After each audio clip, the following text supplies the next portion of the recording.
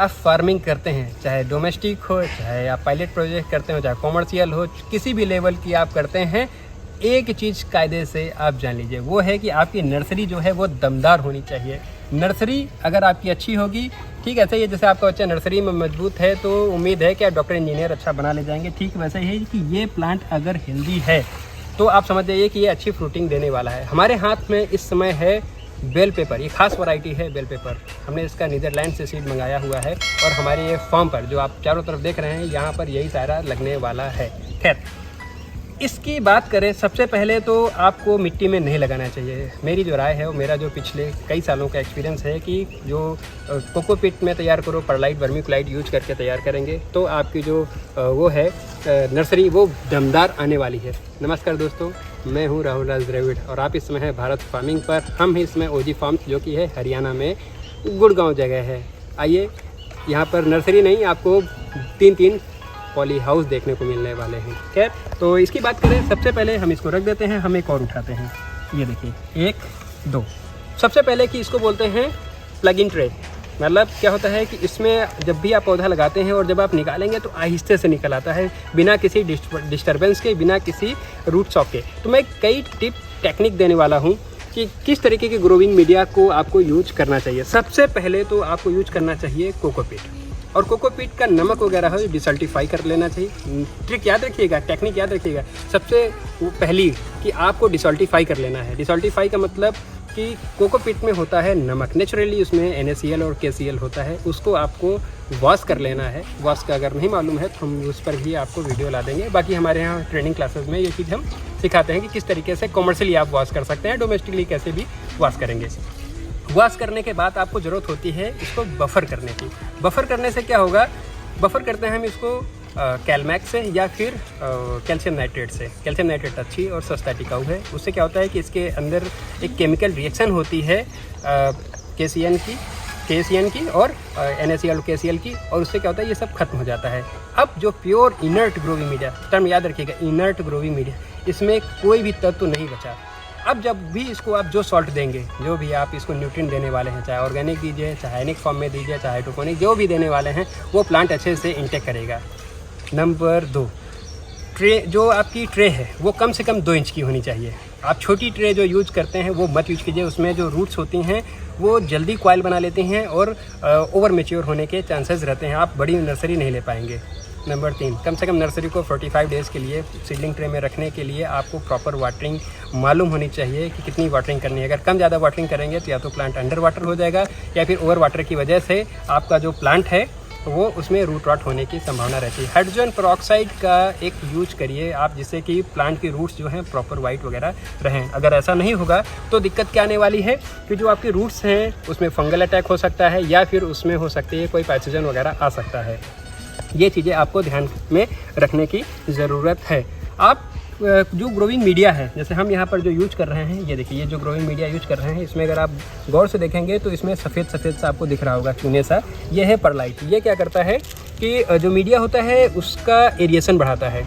जो भी मीडिया आप यूज कर रहे हैं आपको मालूम होना चाहिए कि उसका एरिएशन क्या है। एरिएशन क्या होता है कि जो रूट्स के बीच में ऑक्सीजन सप्लाई होती है उसको एरिएशन कहते हैं। मतलब उनके बीच जो गैप होता है वो कितना है। आपको ये मालूम होना चाहिए कि जो आप मीडिया यूज कर रहे हैं नर्सरी के लिए उसका वाटर रिटेंशन कितना है, यानी कि वो वाटर कितना रिटेन करते हैं, कितनी देर के लिए वो कितना पानी को होल्ड करके रखती है। इससे आपको ये पता चलेगा कि कितनी देर के लिए आपकी नर्सरी जो है वो बिना वाटरिंग के रह सकती है। आप हर समय तो जग लेकर पानी लेकर उस पर नहीं बैठे रहेंगे, ठीक है।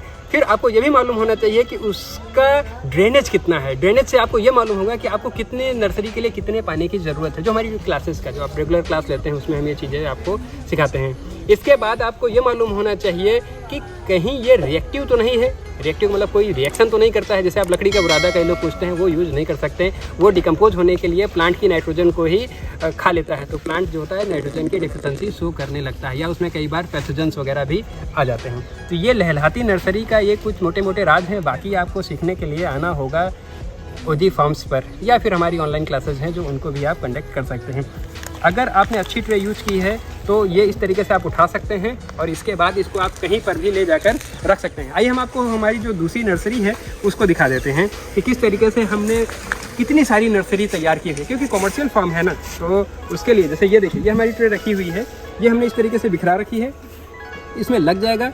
इसके बाद क्या करेंगे, हमारा जो ये फार्म तैयार हो रहा है, ये जो नर्सरी है इसकी हम शिफ्टिंग कहीं और करने वाले हैं। मतलब हम यहाँ पर इसको रेडी करेंगे, इसको हम कहीं पर और शिफ्ट करेंगे। मैं आपसे वादा करता हूँ कि वो वीडियो भी मैं ज़रूर लाऊंगा। ये देखिए, यह प्लांट शिफ्ट हो चुका है, इस प्लांट को शिफ्ट कर दिया गया है। शिफ्ट करने के लिए भी आपको एक डेप्थ मालूम होनी चाहिए। अगर आपने ज़्यादा, चलिए मैं आपको एक और टेक्निकल चीज़ बता देता हूँ कि इसको मैं खोद के निकालता हूँ। देखिए, प्लांट में क्या होता है, ये सोलोनेसी फैमिली का है, इसमें एरियल रूट्स होते हैं। अगर आपको गौर से दिखाएं तो यहाँ पर देखिए कुछ जड़ें आपको दिख रही होंगी। ये देखिए, ये जड़ें उम्मीद करता हूँ आपको दिख रही होंगी, और तने में भी कुछ जड़ें आ गई हैं। अगर मैं इसे उखाड़ लूँ, ये इसकी नई शिफ्टिंग इसलिए मैं इसे उखाड़ सकता हूँ। आप अगर गौर से देखेंगे यहाँ पर, ये देखिए, ये छोटी छोटी रूट्स दिख रही हैं, इनको बोलते हैं एरियल रूट्स। अब अगर इन एरियल रूट्स तक आप पौधे को दबाएंगे, चाहे मिट्टी में हो चाहे आप कोकोपीट में, तो यहाँ से जो रूट्स निकलेंगी ये ज़्यादा उसको जड़ें मिलेंगी। ज़्यादा जड़ों का मतलब ज़्यादा जाइलम, ज़्यादा जाइलम का मतलब है कि न्यूट्रिएंट की ज़्यादा सप्लाई। तो फ्लोएम को कम वर्क करना पड़ता है। जाइलम फ्लोएम वाला है जो पार्ट है हमारा, वो क्लास वाला है, इसको फिर से ढक देते हैं। वैसे इस तरीके से ढक के नहीं निकाला जाता है। इसके बाद अगर आप गौर से देखेंगे तो इसमें हमने बडिंग भी स्टार्ट कर ली है। इसमें जस्ट जो बड का डेवलपमेंट हो चुका है, इतनी स्टेज तक हमने रखा है। अब 45 डेज़ में ये फ्लावरिंग, ये 45 डेज़ का प्लांट हो चुका है, तब हमने इसको शिफ्ट किया है। इन जनरल लोग क्या करते हैं, 25 डेज़ में इसको शिफ्ट कर देते हैं, लेकिन हमने इसको बढ़िया टाइम दिया है। अब बस क्या होगा कि नेक्स्ट 15 डेज़ में फ्लावरिंग स्टेज पर आ जाएगा। हमने कुछ नर्सरी ऐसी रखी है जिसमें हमने नर्सरी में भी फ्लावरिंग की हुई है, और हमारा जो प्रोडक्शन है बेल पेपर का, कैप्सिकम का, शिमला मिर्च का, वो 5 kg तक पहले के एक्सपीरियंस के हिसाब से गया हुआ है। जब आप नर्सरी को बढ़िया से तैयार कर लेते हैं तो आपको फ़ायदे होते हैं। फ़ायदा क्या होता है कि आपका बहुत सारा टाइम बचता है, नहीं तो आपको इस तरीके के सेटअप को बना के रखना होगा जी। और अगर आपको हाइड्रोपोनिक्स सीखना है तो हमारी कुछ क्लासेस हैं, हमारी कुछ कंसल्टेंसी होती है, आप उसको ज्वाइन कर सकते हैं। बाकी के लिए आप इस पर रहेंगे, आप लंबे समय तक रहेंगे तो आप बहुत कुछ सीख सकते हैं, लेकिन कम समय में एक प्रॉपर गाइडेंस चाहिए आपको, तो आपको क्लास ज्वाइन करने की ज़रूरत है, जैसा मैं समझता हूँ। तो एक और हम इस पर वीडियो लाएंगे, खासकर जो हमारी नर्सरी शिफ्ट होने के बाद फ्लावरिंग वगैरह हो चुकी होगी। फिलहाल के लिए, तब तक के लिए आपकी स्क्रीन पर दिए गए नंबर पर कॉन्टैक्ट कीजिए।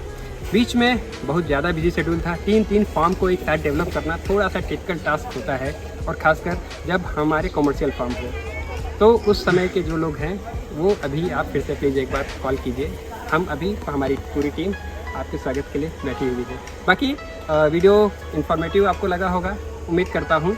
यहाँ तक आ ही गए हैं तो थम्स अप कीजिएगा, लाइक कीजिएगा, और अपने जो खास मित्रों को जिनको आप चुटकुले भेजते हैं उसकी जगह इसे आप शेयर कीजिएगा, और सब्सक्राइब करके ज़रूर जाइएगा, ताकि अगली बार आपको बहुत सारी चीज़ें सीखने का मौका मिलता रहे। बहुत बहुत शुक्रिया।